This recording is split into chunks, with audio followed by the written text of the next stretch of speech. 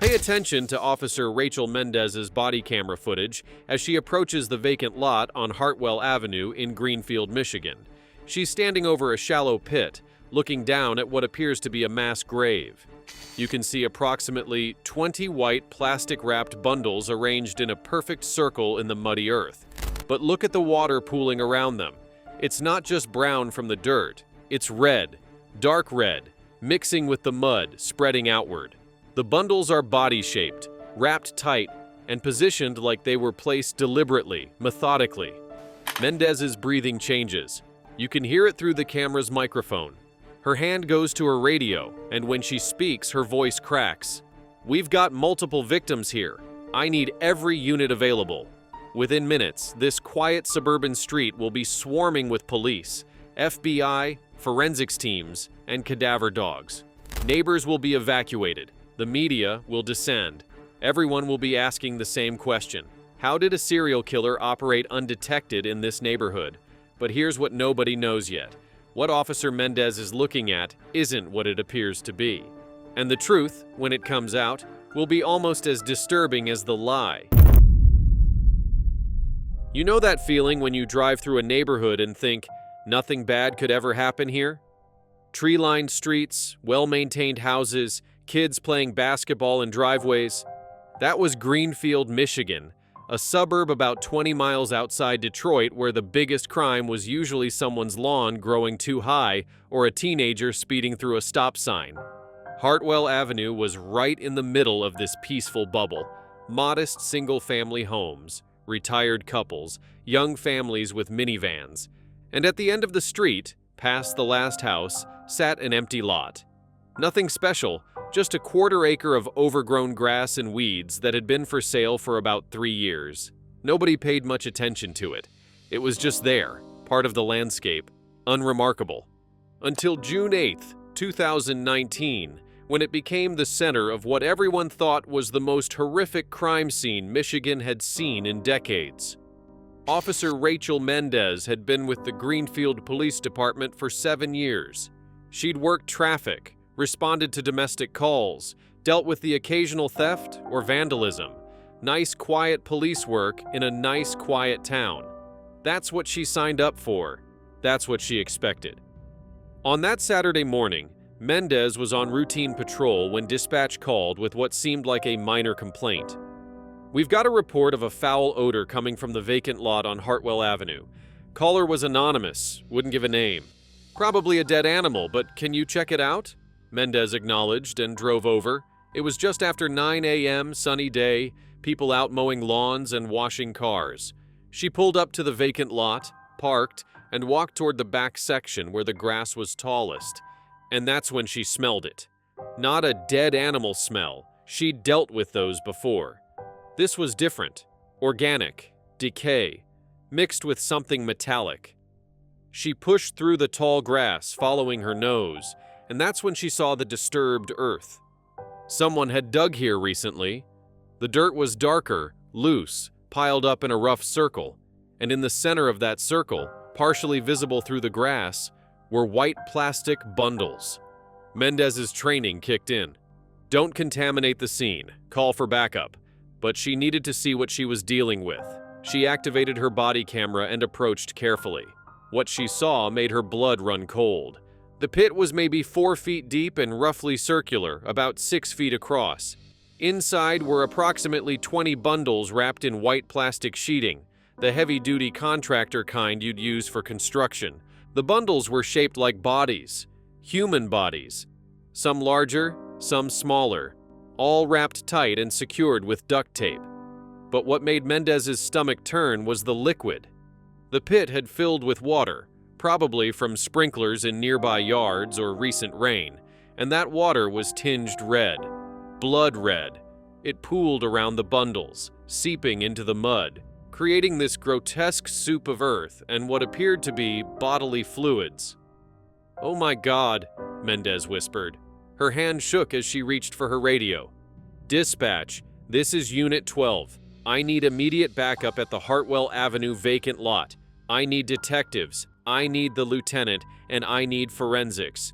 We have..." We have what appears to be multiple victims in a shallow grave. There was a pause on the other end. Unit 12. Confirm you said multiple victims? Confirmed. I'm looking at approximately 20 wrapped bundles that appear to be bodies. There's blood in the water. This is a mass grave. Get everyone here now. The dispatch operator's voice changed, became more urgent. Copy that. All units.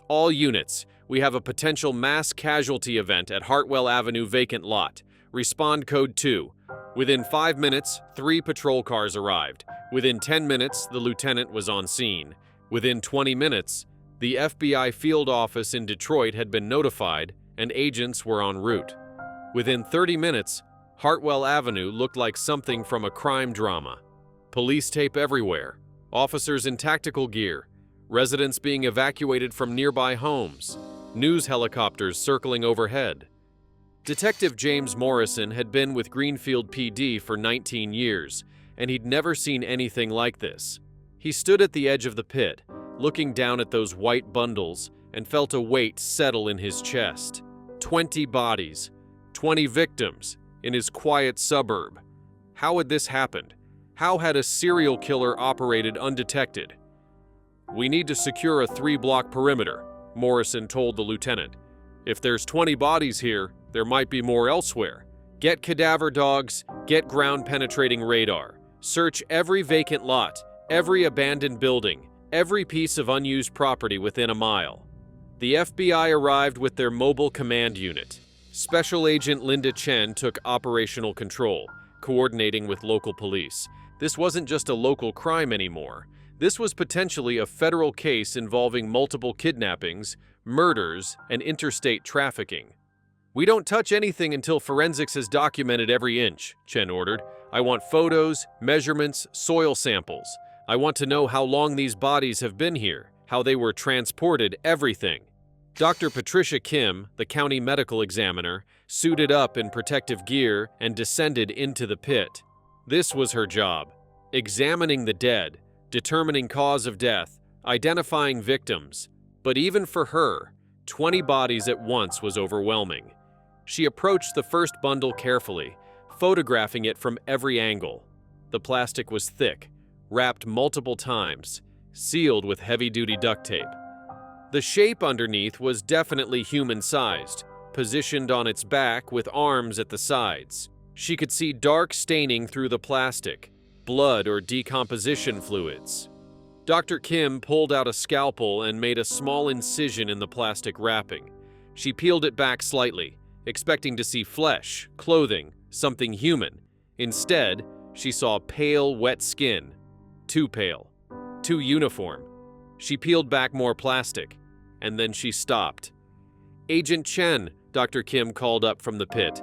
I need you to see this. Chen climbed down, careful not to disturb evidence. What do we have? Dr. Kim pulled the plastic back further. Inside wasn't a human body. It was raw chicken. Whole chickens, multiple birds packed together, wrapped to create a body-shaped bundle. This isn't human, Dr. Kim said quietly. Chen stared. What? This bundle contains poultry, raw chicken. They opened a second bundle. More chicken, a third. Same thing. Morrison, watching from above, felt a wave of confusion. Are they all chicken? Dr. Kim and Chen methodically opened every bundle in the pit. All 20 contained raw poultry. Whole chickens, chicken breasts, thighs, wings. Over 200 pounds of raw chicken, wrapped to look like human remains, arranged in a circular pattern in a shallow pit. But the blood was still there. The red liquid pooling in the muddy water was definitely blood. Dr. Kim took samples.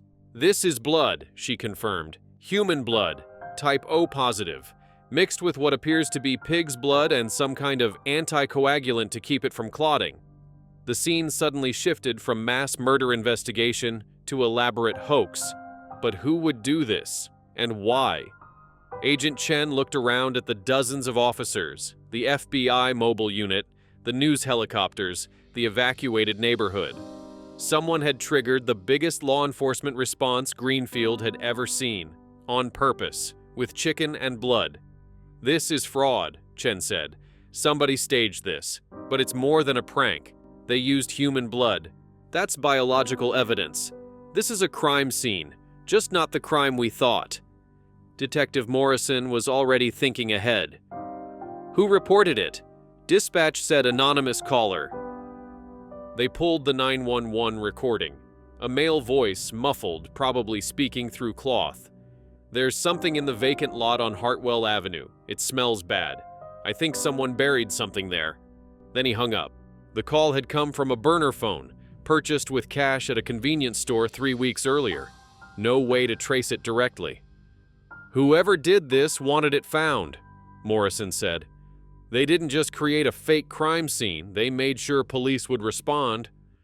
Forensics began processing the scene as a fraud investigation. They collected the chicken, bagged the plastic wrapping, took soil samples, photographed everything. The blood evidence was sent to the state crime lab for analysis. But the real break came from a source nobody expected. While forensics worked the vacant lot, detectives started canvassing the neighborhood. Someone must have seen something. You don't dig a 4-foot pit, arrange 20 bundles of chicken, pour blood everywhere, and cover it all up without anyone noticing. Mrs. Eleanor Hastings lived 3 houses down from the vacant lot. She was 72, a retired teacher, and the kind of neighbor who noticed everything. When detectives knocked on her door, she invited them in immediately. "Oh, I've been watching the news," she said. "I can't believe something like this happened here. Is it really 20 bodies?" "Ma'am, we're still investigating," Detective Morrison said carefully. "But we're talking to everyone in the neighborhood. Have you seen anyone around that vacant lot recently? Especially at unusual hours?" Mrs. Hastings thought for a moment. "Well, I do walk my dog early in the morning, around 5:30, and about 3 days ago, that would be Wednesday, I saw someone out there with a shovel. I remember thinking it was odd because the lot isn't being developed." Morrison's attention sharpened. "Can you describe this person?" "White male, maybe late 30s or early 40s, medium build. He was wearing dark clothes, a baseball cap. I couldn't see his face clearly in the dawn light. He had a pickup truck parked nearby, dark colored, maybe black or dark blue." "Did you see what he was doing?" "Digging. I assumed maybe the property owner hired someone to clear the lot or prepare for construction. I didn't think much of it at the time." Morrison made notes. "If we showed you some photos, do you think you could identify the truck?" "Maybe. I'm better with faces than vehicles." The interview with Mrs. Hastings gave them a timeline. The pit had been dug sometime in the early morning hours 3 days before the discovery, but it was another neighbor who provided the critical evidence. David Chen lived directly across from the vacant lot. He and his wife had installed a Ring doorbell camera 6 months earlier after some package thefts in the neighborhood. Detective Morrison asked if they could review the footage. "Absolutely," David said, pulling it up on his phone. "I already looked through it after I heard what was happening, and I found something weird." He showed Morrison the footage from 3 nights ago, time-stamped 3:17 a.m. A dark pickup truck pulled up near the vacant lot. A man got out. White male, looked to be in his late 30s, wearing jeans and a dark hoodie.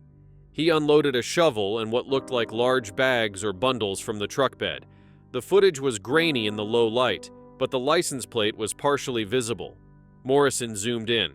Michigan plates, starting with DGH. "This is gold," Morrison said. "Can you send this to me?" "Already done. I emailed it to the station." With a partial plate and vehicle description, the net started to close. The Michigan DMV database showed 43 dark-colored pickup trucks registered in the area with plates starting with DGH. Detectives started running background checks on all the owners. One name stood out immediately. Marcus Del Rey, age 38, living just 2.3 miles from the vacant lot. Dark blue Ford F-150, plates DGH-7294.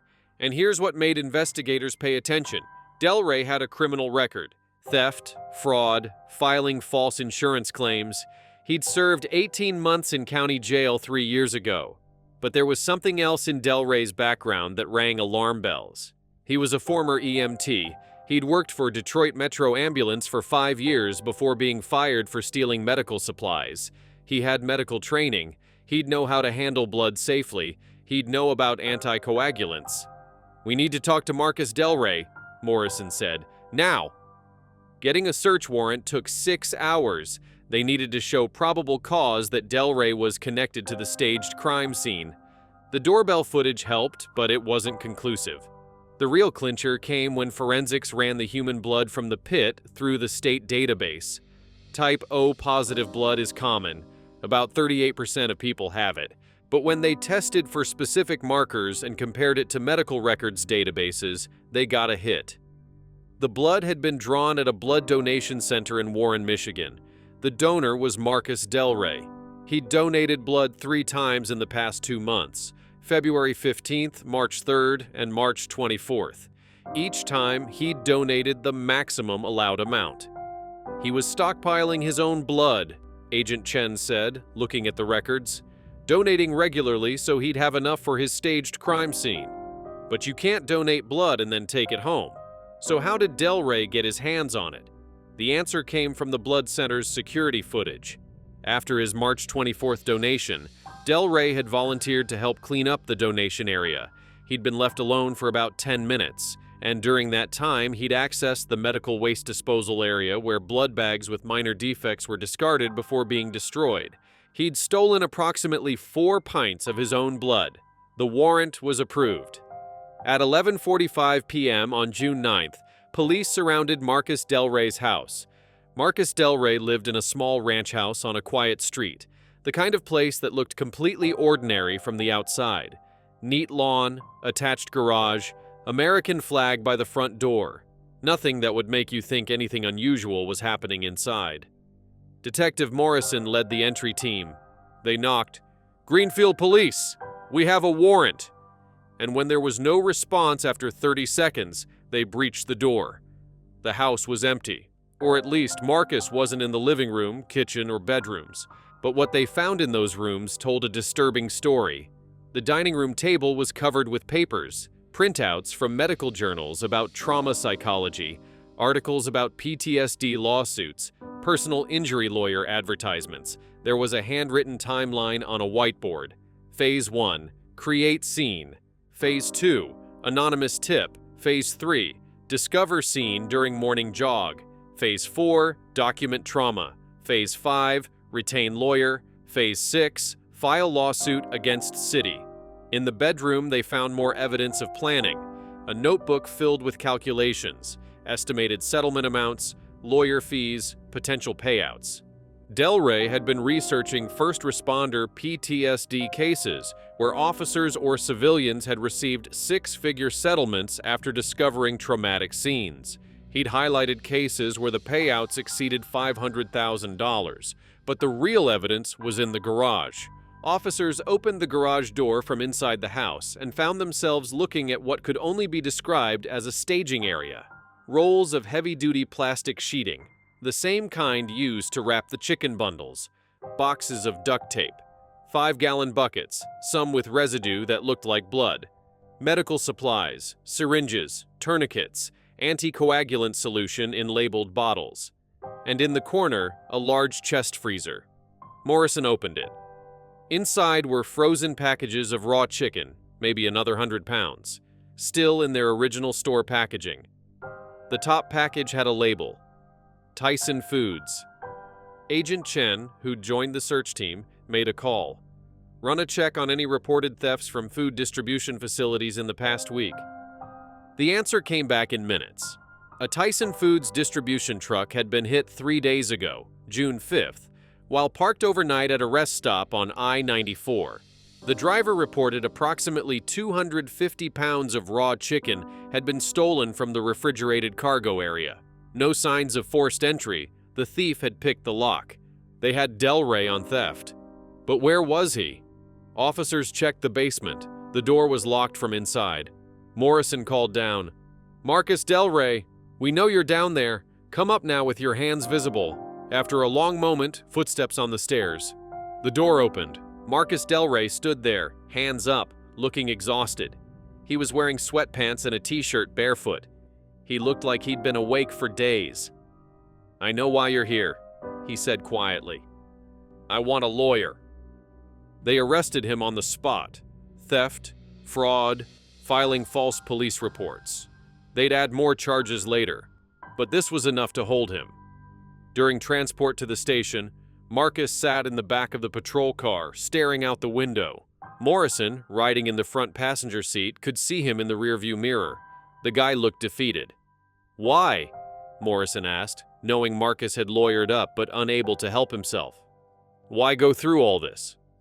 Marcus was quiet for a moment. Then he said, "You wouldn't understand. Try me. I lost everything. Lost my job as an EMT.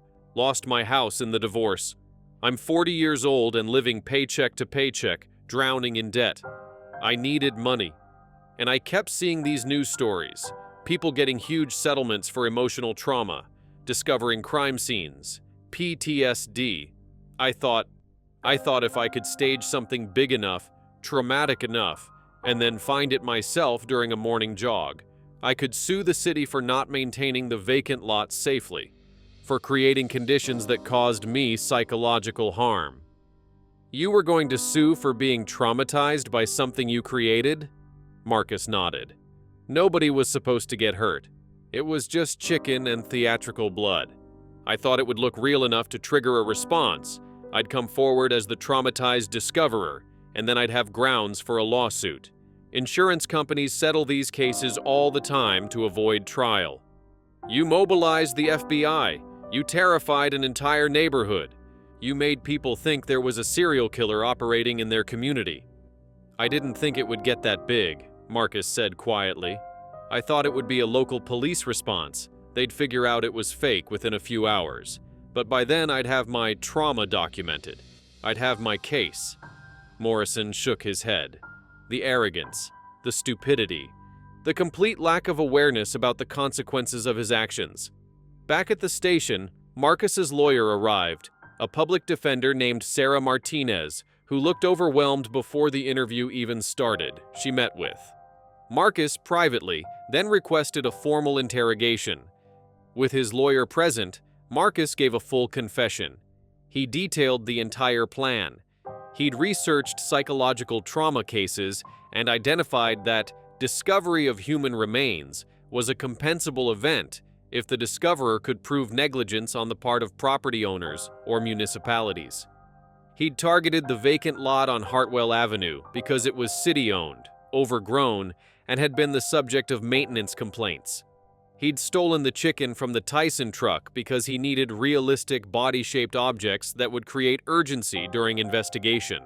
He'd used his former EMT training to draw his own blood over several weeks, mixing it with pig's blood purchased from a butcher shop and adding anticoagulant solution to keep it liquid. He dug the pit at 3 a.m. 3 days before the discovery, arranged the bundles in a circular pattern. He'd read that serial killers often arranged victims in patterns, and poured the blood mixture around them. Then he'd covered it all loosely with dirt and grass clippings. The plan was to call in an anonymous tip, wait for police to discover the scene, let the media frenzy build for a day or two, then, coincidentally, go jogging on Hartwell Avenue and discover the scene himself. He'd act appropriately traumatized, seek immediate psychiatric care to document his PTSD, and then retain a personal injury attorney to sue the city for maintaining a dangerous condition that caused him severe psychological harm. "What you didn't anticipate," Agent Chen said during the interrogation, "was that your doorbell camera footage would identify you, that we'd trace the blood back to your donations, that your garage would be full of evidence." Marcus slumped in his chair. "I thought I'd planned everything. I thought I was being smart. You traumatized an entire community. You wasted thousands of hours of law enforcement time. You caused mass panic. And for what? A lawsuit that would never have succeeded?" Marcus had no answer. The forensics team continued processing evidence. They found the doorbell camera footage showing Marcus at the vacant lot, his blood donation records matching the blood at the scene, the stolen chicken in his freezer, matching the stolen Tyson shipment, his handwritten plans detailing the entire scheme, receipts for plastic sheeting, duct tape, and medical supplies, research materials about trauma lawsuits, and settlement amounts. It was an airtight case. Marcus Del Rey had orchestrated an elaborate fraud, and every step had been documented either by his own planning materials or by surveillance footage he didn't know existed. Officer Rachel Mendez, the first responder who'd discovered the pit, was called in to review her body camera footage for evidence. Watching it again, seeing herself stand over that pit and radio for backup, brought back the horror of that moment, even knowing now that it was fake. "I thought I was looking at 20 murder victims," she told investigators. "I thought we had a serial killer in our community. For those first few hours, before we knew the truth, I genuinely believed I'd found a mass grave." The psychological impact on Mendez and other first responders became part of the investigation. They'd experienced real trauma from a fake crime scene. That would be factored into Marcus's sentencing. Marcus Del Rey's trial took place in February 2020, 8 months after his arrest. The prosecution laid out the entire scheme in meticulous detail, showing the jury the planning documents, the surveillance footage, the physical evidence, and the testimony of first responders who'd been traumatized by what they thought they were seeing. The defense tried to argue that Marcus had been suffering from severe financial stress and mental health issues that impaired his judgment. A psychiatrist testified that Marcus showed signs of depression and desperation that clouded his decision-making, but the prosecution countered with evidence of careful, methodical planning that showed clear intent and awareness of consequences. The jury found Marcus guilty on all counts. During sentencing, the judge addressed him directly. "Mr. Del Rey, you didn't just commit fraud. You weaponized the justice system itself. You exploited the dedication of law enforcement officers who responded believing they were dealing with a mass murder. You terrorized a community. You wasted enormous public resources. And you did it all in pursuit of money you thought you could extract through psychological manipulation and fake trauma." Charges: Marcus Del Rey was convicted of grand theft for the stolen chicken, fraud in the first degree, filing false police reports, misuse of emergency services, and conspiracy to commit insurance fraud. He received a combined sentence of 12 years in state prison with the possibility of parole after serving 8 years. He was also ordered to pay $287,000 in restitution to cover the costs of the investigation, first responder deployment, FBI resources, and forensics analysis. Additionally, he was permanently banned from filing any civil lawsuits related to psychological trauma or PTSD for any events occurring before 2030. Officer Rachel Mendez continued serving with the Greenfield Police Department, though she transferred to community outreach after struggling with the psychological impact of the case. She speaks at law enforcement conferences now about the emotional toll of responding to what appear to be mass casualty events, even when they turn out to be hoaxes. "The trauma is real," she explains, "even when the crime isn't." The vacant lot on Hartwell Avenue was eventually filled in and sold to a developer who built a small community park. Locals still refer to it as the Chicken Pit, though most people who use the park now don't know the story behind the nickname. The case became a teaching example at the FBI Academy in Quantico, used to train agents on how to identify elaborate hoax crimes and the importance of thorough scene investigation before jumping to conclusions. It's also taught in forensics programs as an example of how biological evidence can be manipulated to create false crime scenes. For the Greenfield community, the case left lasting impacts. The initial terror of believing a serial killer had been operating in their quiet suburb never fully went away, even after learning the truth. Property values dipped temporarily. Some families moved away. Trust in the safety of the neighborhood took months to rebuild. But perhaps the strangest legacy of the case is this. It demonstrated how far someone will go when driven by financial desperation and flawed logic. Marcus Del Rey genuinely believed he could create a fake mass grave, traumatize himself with his own creation, and then profit from that manufactured trauma. He thought he was being clever. He thought he'd found a loophole. Instead, he found a prison cell and a place in the true crime archives as one of the most bizarre fraud cases in Michigan history.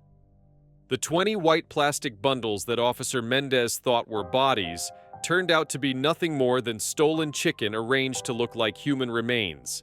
But the blood was real, Marcus's own blood, deliberately drawn and stored for this purpose. In some ways, that makes it more disturbing.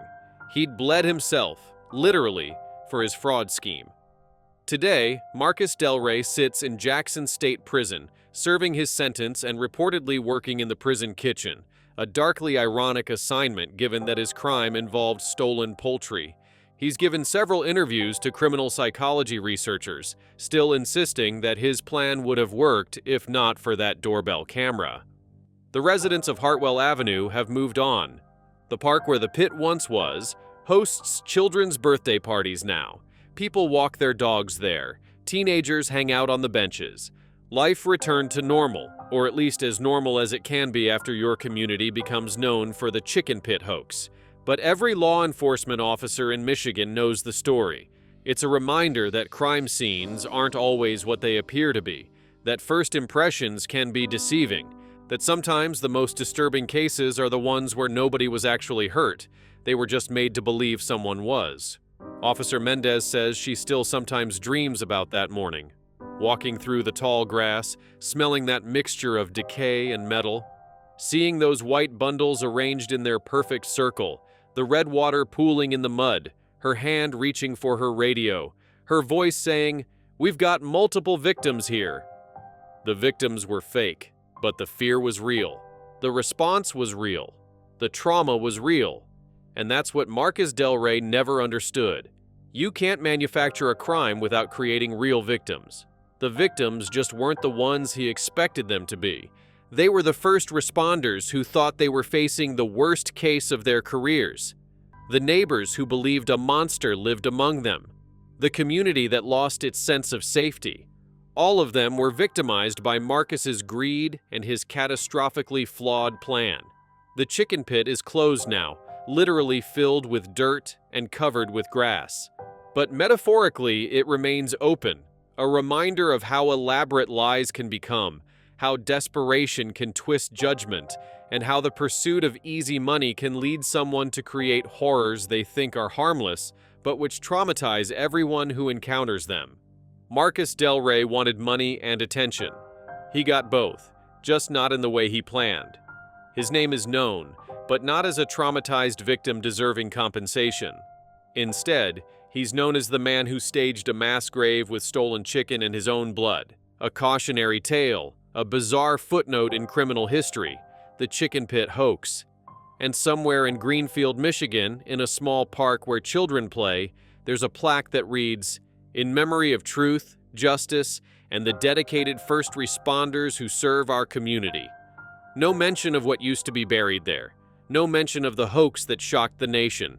Just a quiet reminder that even in the darkest moments, even when facing what appears to be unthinkable horror, truth eventually surfaces. And sometimes, just sometimes, the truth is stranger and more pathetic than the fiction someone tried to create.